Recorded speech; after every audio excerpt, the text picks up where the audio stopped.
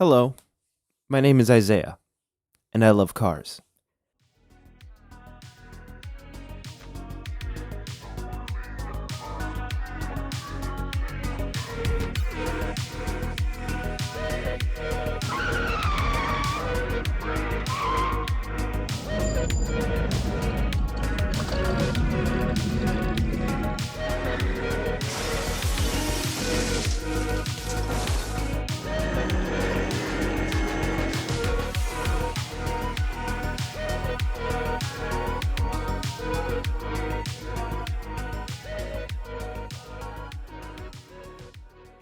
Hello, everybody. It is PreludeBoy99, and yes, I am growing out my hair. Thank you for noticing.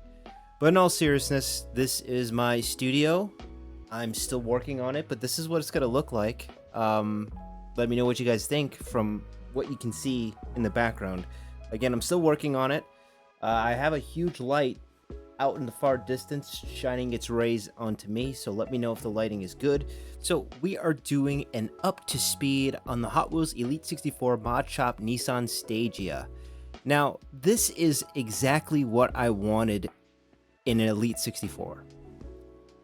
A niche JDM vehicle where you can have a mod shop and you can just pretty much just deck it out with whatever you want. Now the Stagea, I don't know a whole lot about the Stagea. This is the very first time that I am hearing of a Stagea, and I am really glad that Hot Wheels Elite 64 introduced me to the Stagea. I know it is a JDM vehicle now. I know that there is a history behind it, and I'm going to do a lot more research into what the Stagea is. But what I do know is that the front end, this is a GTR R34. This is a front end that is put on the Stagea. This is not what the Stagea looks like. The Stagea actually looks like, it looks like this. This is what a Stagea would look like. Now, I am very excited about this. I didn't know about it until a day after it dropped. The reason I am doing an up to speed on this particular casting is because it is very niche. It's still available for pre-order, and I think this looks really cool. So we're gonna take a look at it.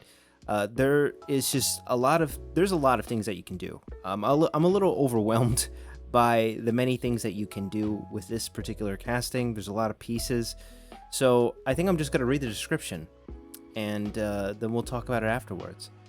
So it's a 28-part party with our Hot Wheels Elite 64 Mod Shop Nissan Stagea. This gloss yellow wagon is anything but stationary, with two swappable front ends that nod to the tuner culture, connecting an otherwise unassuming Stagea with the legendary R34 Skyline GTR racing pedigree.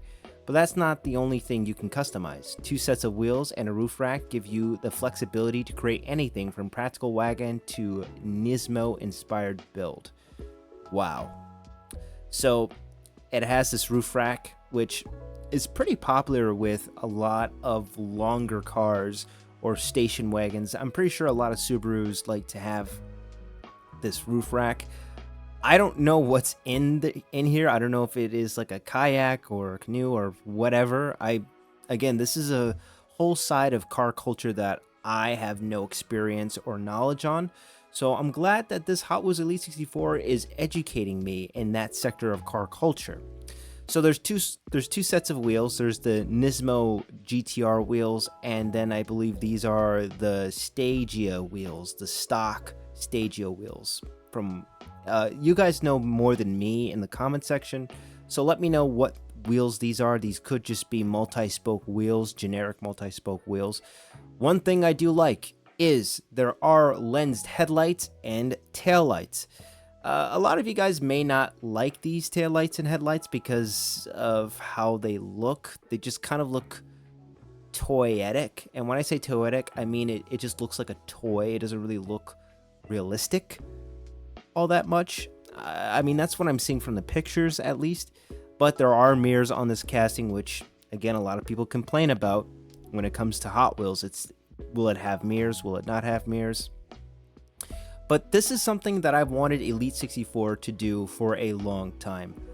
They have so much potential with a lot of niche vehicles that people just don't talk about, and this is one of them.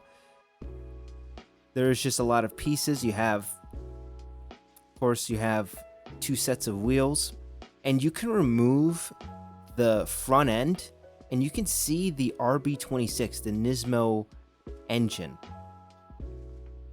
the legendary RB26 engine. I think it looks great. You have silver detailing here. You have this crossbar. I said this crossbar. This is a strut bar. You have this intake right here, and you have a whole bunch of other detailing, which I think is really well done. It also has this, I don't believe this is a splitter. I think it is a splitter.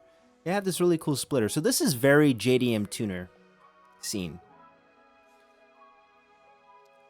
Of course, it doesn't have like that packaging that Hot Wheels collectors crave. It just comes in a simple box like the 2017 Tacoma and the Land Rover, and I'm assuming the Jeep Gladiator and the Land Cruiser comes in a packaging like this. But this just looks incredible. I'm really liking this. I'm liking this a lot. I don't really have too much to complain about when it's an Elite 64 because, again, it has the mirrors, it has the taillights, it has interior, and it has all these removable pieces. Now, I'm going to assume right off the bat that this is not going to have very good mobility just because, you know, it has removable axles. So I'm going to assume that the pieces on this thing, it's gonna fall apart relatively easily. I feel like that's probably going to be a deal breaker for a lot of people. It's just probably how fragile this is. I don't know. We're not going to know until we get our hands on it. But other than that, I am loving this casting. It's in my favorite color too. So let's talk about the pricing. The pricing is $32, which is the regular price for the Mod Shop Elite 64 castings. The Toyota Land Cruiser is $32, which by the way, it's on sale if you guys want to get the Toyota Land Cruiser. I might do it before you buy or an up to speed on the Toyota Land Cruiser. But this thing just looks incredible. I really don't have a lot to complain about. It even has the chrome exhaust tips on it, which again look really well done. Honestly, I had no idea this was a real car that was mass produced by Nissan themselves. The Nissan Stagea is not some ordinary station wagon that Nissan produced to appease the shareholders. This Stagea platform shares a lot of traits that the Nissan Skyline GTRs are famous for, most notably the Skyline engine and drivetrain. The top performance model is the Nissan Stagea 206 RS that is built by Autech, a subsidiary of Nissan that specializes in building aftermarket performance parts and body kits. Of course, this car is only available in Japan and produces 276 horsepower because of Japan's gentleman's agreement. It is believed that the 206 RS actually produced 300 horsepower rather than 276 horsepower. Some of these vehicles also came in all-wheel drive, making them a great choice for winter commute. The name Stagea combines the word stage and area to emphasize the idea of it being a spacious touring vehicle. The Nissan Stagea is the definition of a sleeper car. It may look like an ordinary soccer mom mobile, but underneath the hood, there is a serious dragon that spits 276 horsepower and an all-wheel drive drivetrain. So, the previous Elite 64 castings, the last 3 were recolors. The Mercedes, I'm trying to think of the other one, the Lamborghini Liberty Walk, and then we had the Porsche 993 Evo. That one was also a recolor.